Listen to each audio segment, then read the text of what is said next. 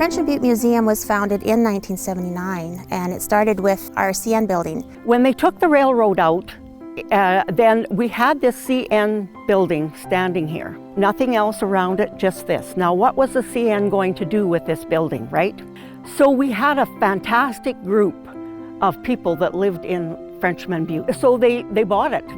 I heard $1. Now, I don't think that's right. But anyway, now then, how were they going to get this started? Well, we had a bachelor that lived about 5 miles north that had a lot of artifacts. His name was Lloyd Furman. And the community members decided to get together. Let's put together a museum and let's have Lloyd Furman be our curator. So that was 1979, so that's quite a few years ago.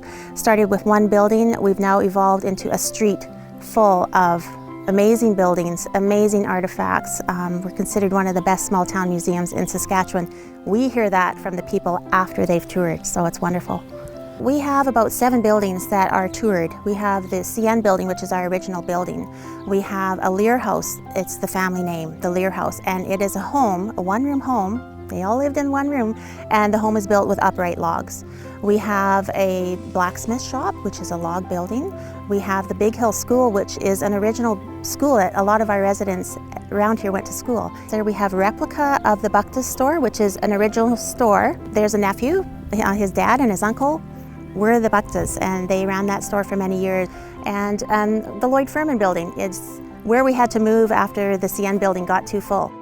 Educating the future about the past is crucial. We have school tours that come in June, and to educate these students is incredible for what they learn. They won't know about how early settlers did things way back then. We actually have demonstrations during our school tours. Often what we focus on is what pioneer life was like, the settler life of about 100 years ago, because that's what a lot of the exhibits are about, and especially for the younger kids. I love the schoolhouse, and that is one of the things that the kids really enjoy. We have a person who's the teacher when they come, and what was it like to be in a one-room schoolhouse. One of the other things we do with the school tours is we do laundry the old-fashioned way, and the kids always seem to enjoy that. It's just hands-on. We get them to wash clothes by hand and put them through the wringer and put them up on the line. And it's pretty fun to give tours, especially when people don't know a lot about the history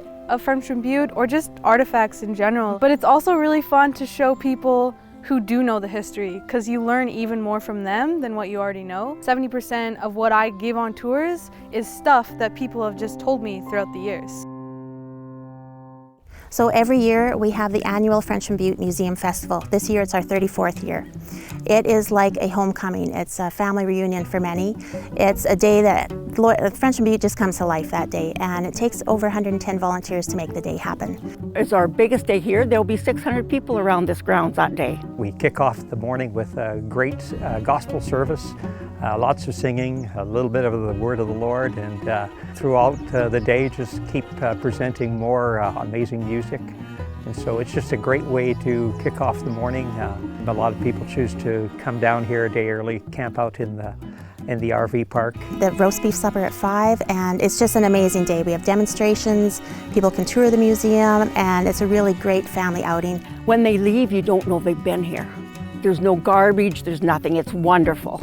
Parade is great, and yeah, it's always a great time. Excellent meal at the end of the day. You know, one of the highlights of the day, everybody has to have a piece of pie. A good day for everyone, and I love it. It's so much fun. We're very proud of this museum because of all the time and work that's put into it, not only by us on the executive, but all the volunteers that come when they're asked.